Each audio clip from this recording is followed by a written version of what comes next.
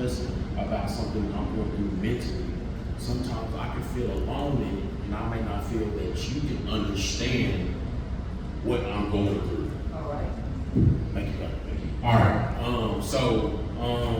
I can feel alone in it, and it can have me kind of just pull back and not express what I'm going through.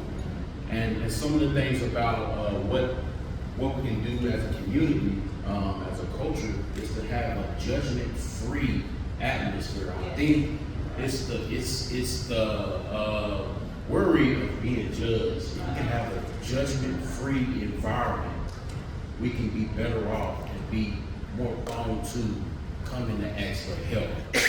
So we're looking at one of the things is not being judged, having that safe place. But also I think it's hard for men to talk about it because of the stigma. When you talk about mental illness, people have misdefined it for so long that there is a negative stigma with it. So it just leads and builds into toward the judging. But the church has to be a safe place. We got to create environments where men can talk, because men are suffocating and they're not talking about it. And we don't like to talk about it, but I want you to listen to this carefully. 1 out of every 10 men struggle with some mental health issue. So, all the men stand up. I know y'all ain't gonna like it. In other words, if you count 10 men in the church, one of us got something going on. So it's a real thing, so we need to talk about it. The second question is this. Have a seat. The second question I asked him was this. How do work, family, finances, faith-related responsibilities, and even relationships, how do they impact a man's health and emotional well-being? How do those impact? Oh yeah, so we just hit deep on this one yesterday, because one of the things that I said was like, say if you don't like your job as a man, in my belief, if you don't like your job, it carry on to your relationships, your relationship with your spouse, your relationship with your kids. So, it's important to like what you do, because it carries on within your family. Also, just the pressures of society today. I think society puts a whole lot of pressure on us as men and just people, because the world is constantly evolving, and you want more and more. And say if you want to be the breadwinner in the household, and as a man, say if you're not making enough money as you think you should be making, that's pressure right there. That affects the mental health aspect, because you feel like you're not providing enough, and you want to be that man to be that provider and provide all these things for your family. And what if you're not making enough? Boom, mental stress there. You're not providing enough. Spiritually, a man supposed to lead the woman spiritually. Say if you don't pick up the part spiritually, and you don't have that connection with God as you should, that's pressure as well, and that can lead to mental health issues as well.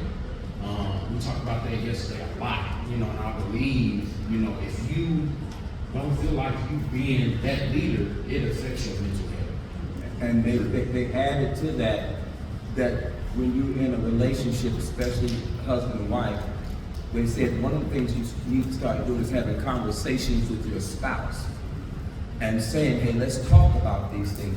If your spouse makes more money than you, it doesn't matter if the bills are getting paid. Man.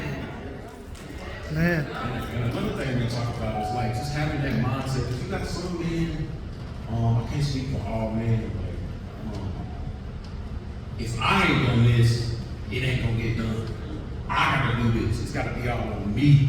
Me. I try to tell people, like, you gotta, it's a partnership for a reason. I understand that, like, if you the man, pay all the bills, that's cool, but the way society is today, and everybody may have their beliefs, and I understand that.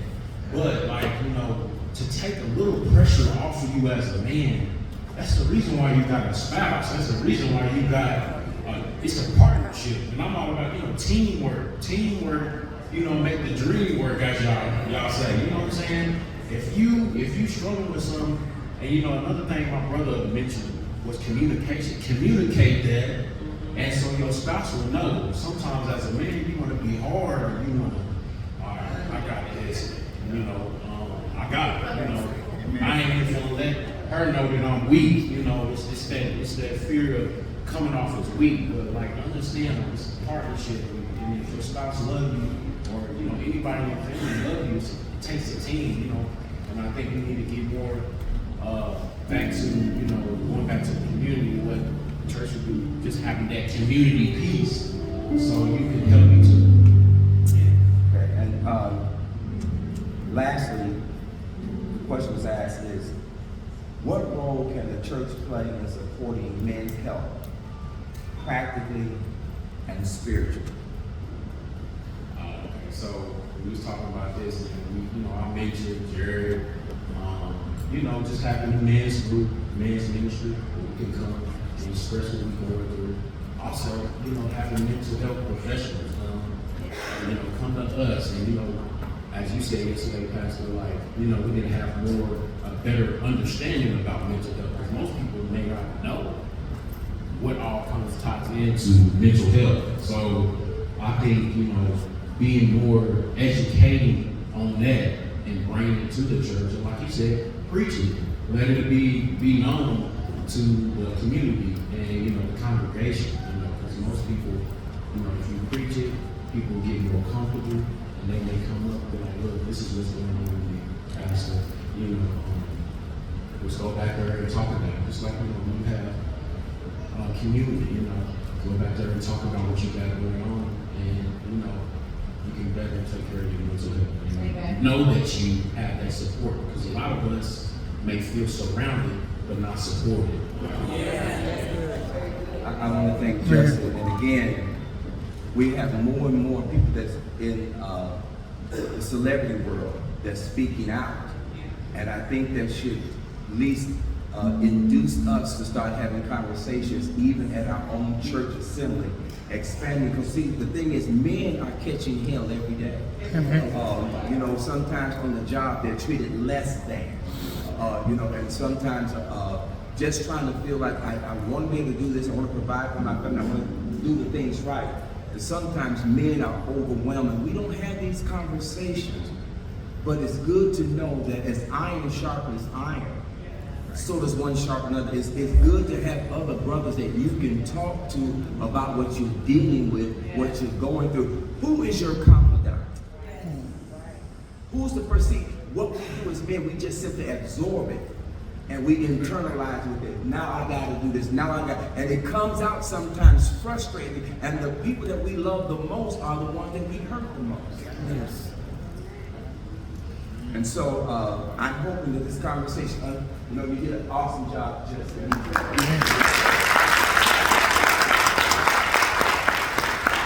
want to commend Justin, his brother Jared, Praise Boys, and then Devontae Connor, because they did an awesome job sharing and just having conversation.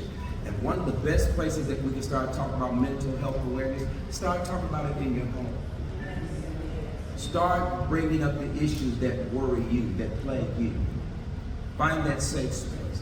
Find another brother that you can be transparent with. Are we good, everybody? Yes, very good.